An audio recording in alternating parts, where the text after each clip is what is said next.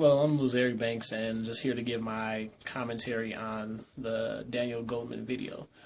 Overall, I did agree with a lot of stuff in the video, and of course, I do have a couple cons with it. But just start off with some of the pros. I do like that there is recognition to emotional intelligence, because I definitely think that beyond just cognitive skill and a person's technical skills, that sort of the situation that they're in will determine a lot how well they could succeed. And I think that he did a good job of highlighting how a person, even if they're the most intelligent person in the world and they have all these skills, if they're not able to apply it just because they're frustration or they're having a bad day or whatever, that they won't be successful. And there were some good examples in there, especially in the industry that I'm in. I see a lot of how people lose candidates and candidates leave because they don't like the situation they're in because of their boss. So having that person who they can't relate to, who they're frustrated with, who just isn't a good fit for the organization, who shouldn't be a leader at all, becomes frustrating. And remind me of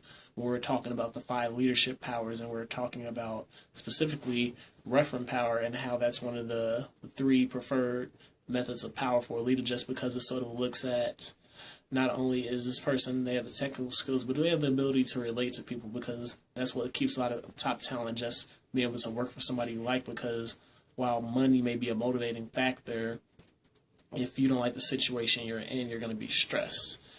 And just moving to at least in some of the other things about it, I know that emotional intelligence, at least just from some research I did, it ties back into the 1920s, was sort of looking at social intelligence, how any model of intelligence isn't complete unless you look at that emotional factor.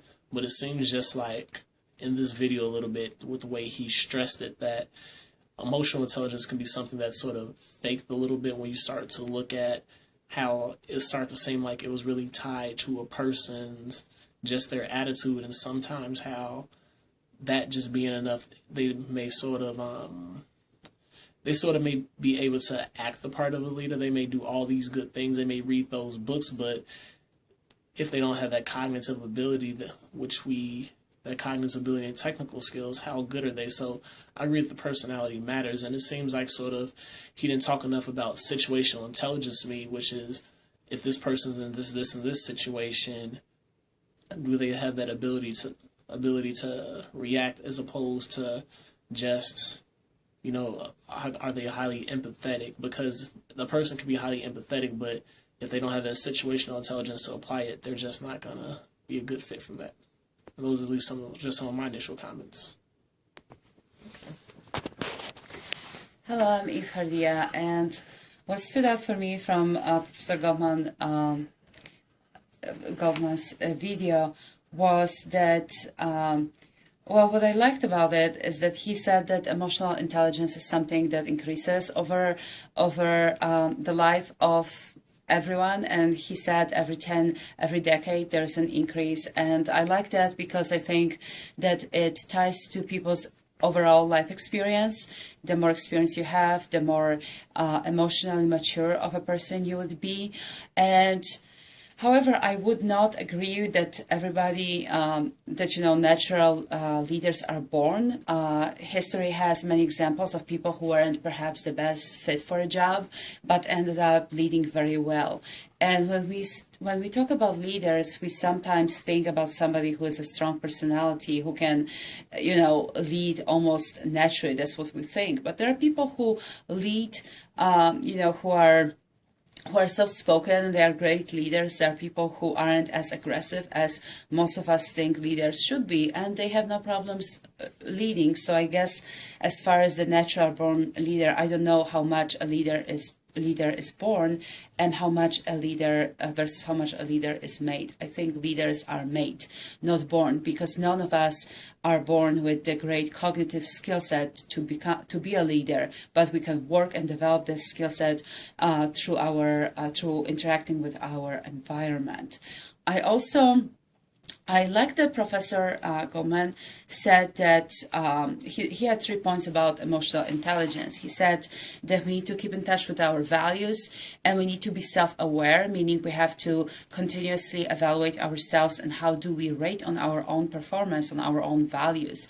And I think this is such an important point because it's easy to become detached from what's important to us just because of the daily life and responsibilities that we are dealing with. If we stay in touch with our values, we know what we are feeling at every moment, and we can then assess this feeling, and we can either fight it or let go. And if we know what we are feeling at any moment, then it's easier for us to be empathetic. We can recognize that our feelings are an outcome of somebody's negative action, and we can choose to give in or to fight, or in an emotionally mature way, fight this feeling. I also think that there was a point that this professor made about people being moved up in the chain of command. And he said that people are being moved up based on their skill set. And that is true. And that is why so many companies nowadays are looking for leaders who have this emotional intelligence factors, because many of them don't. And the reason why they don't is because people get usually promoted based on their technical skills. And then they get up so high that they need to, that they are responsible for bigger and bigger teams. They are managing more and more people. And that's when the emotional intelligence is really needed in order for them. They aren't necessarily doing the day-to-day tasks, but they are making sure that others are doing them. So they need to make sure that they know how to inspire their teams, and many times they don't, which is why we see so many executive coaches and so many consultants who help those people in high-level positions develop the skills that they need in order to lead people. So I think emotional intelligence overall is a very important factor in anybody's career.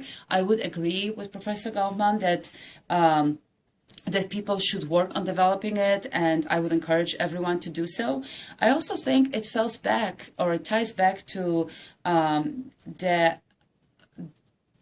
the article that we read in the first or the second by Eva Dreikers-Ferguson, in which she said that all organizations should practice compassion, understanding, and respect. And I think those three values are tied directly to emotional intelligence. They are the emotional intelligence that all of us should strive to have in our work. Thank you.